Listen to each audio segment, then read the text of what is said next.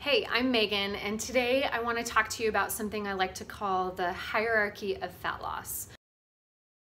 Most people do not realize that there are certain styles of workouts that are more effective at decreasing your body fat than other styles.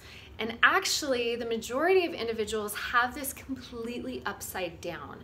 So I want to set the record straight so that you can incorporate the best style of workouts based on your goals, especially if your goals are to lose body fat.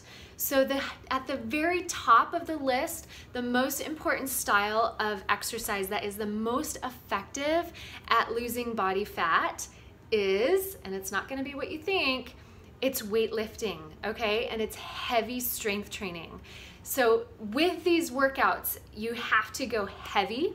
You're going to feel lots of heat and sweat and heavy breathing. These are the type of workouts where your repetition range, or the number that you're counting to, is kind of down in that 6 to 10 repetition range, where that's pretty heavy if you're maxing out around in that 6 to 10 repetition range. So, which is shocking because we think like, why would that be the type of workout that's the most effective for weight loss? It's because heavy strength training or weightlifting has the absolute most metabolic demand on your body.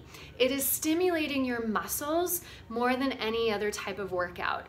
And so the overall output that your body has to contribute to healing your muscles and to actually accomplishing the workout itself is far more than any other style of workout. So at the very, very top of your list for if you're trying to lose body fat, the number one thing that you should be making sure you're getting done is heavy, good weightlifting, okay?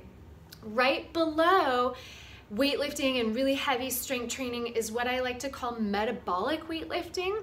So this is not quite as heavy, okay? This is more in the repetition ranges of perhaps like 10 to 15. So you're choosing a weight that you can push around maybe 10 to 15 times. You're moving a lot quicker. You have a lot less rest in between exercises, and it feels very fast-paced. You're still hot, you're still sweating a lot, you're breathing very hard, and it almost feels like a cardiovascular workout while you're pushing weights around. So the reason that this is not quite as effective as the first thing is that you're using not as heavy weights. So the overall load on your muscles and your entire system is not quite as much as a heavy weightlifting session. However, you're still using load. You're still using external weights, and your body is having to rise to the demand to push those weights around, okay? So that's the second tier.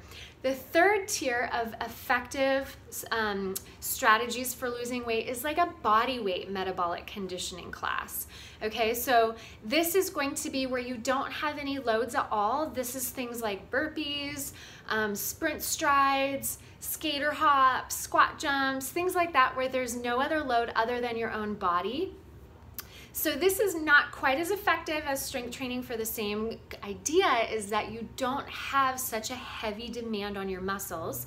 However, the workout is still hot, you're still breathing hard, you have very minimal rest, you're sweating a lot, so we know that the overall metabolic demand on your body is pretty good still, okay? So it's fast, you're up in kind of the higher rep ranges, you know, you're maybe doing things 15 to 30 times, like sprint strides, box jumps. You can do a lot more reps when you're only using your own body weight, okay? So right below that is like HIIT workouts or sprint intervals. So this is like hopping on the treadmill, sprinting hard for 20 seconds and then taking a rest, and sprinting hard and then taking a rest. So this is below all that other stuff because you're not using as many body movements, okay? You're just kind of going in one direction. So not as many various types of muscle contraction. There's, once again, no external load. You're only using your own body weight. Fewer muscle groups are having to contribute to the action.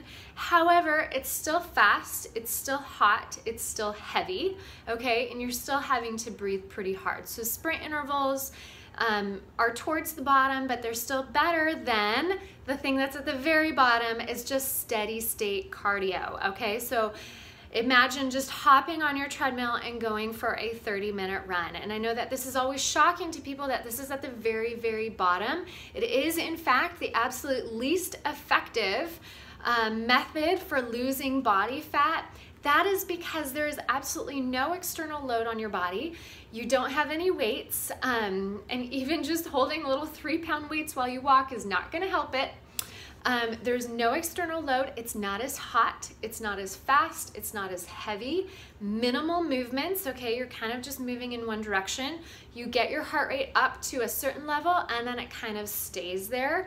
It doesn't rise and fall like you get with a sprint interval. And so you're not even getting such a cardiovascular benefit. It's just steady. And in fact, in many cases, cardio, just this steady state cardio, can actually do more harm than good, especially if your goal is to lose body fat. The reason is steady state cardio, you're using the exact same movements over and over and over and over again.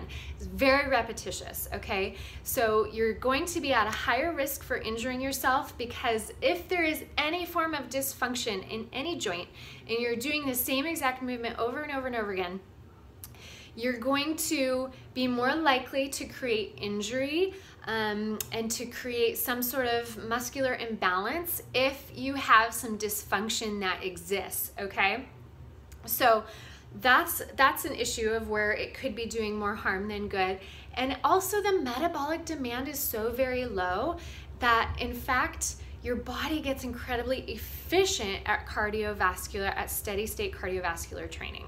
So there comes a point where your body no longer expends the same amount of calories to cover the same distance. So even though your Fitbit readout might be saying the same thing, it might be a little bit different than that, because your body is just getting better. It's so efficient at expending the least amount to cover the same distance, okay? The other thing is that there is something about steady state cardio that really triggers your hunger cues.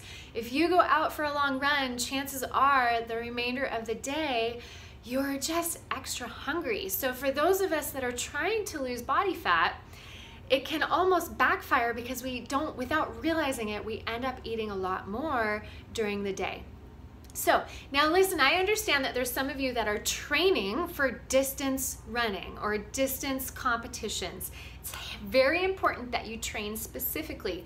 If your goal is to run a marathon, you have to go out and do steady state cardiovascular conditioning. But however, if your goal is to lose body fat, then don't expect your cardio to do the job, okay? Remember our hierarchy of weight loss or fat loss. It starts with heavy strength training, then you go to that fast-paced strength training, that metabolic style where it's not quite as heavy, then body weight style, then you've got sprinting intervals, and then at the very, very bottom you have that steady state cardio. So I know that's completely backwards from what a lot of people have previously believed, but I guarantee if you feel stuck in a rut, switch it all up and you're going to feel your body start to lose that body fat that you've been working hard on for a long time. So thanks for joining me for this. I hope you learned something today, and I'll see you again soon.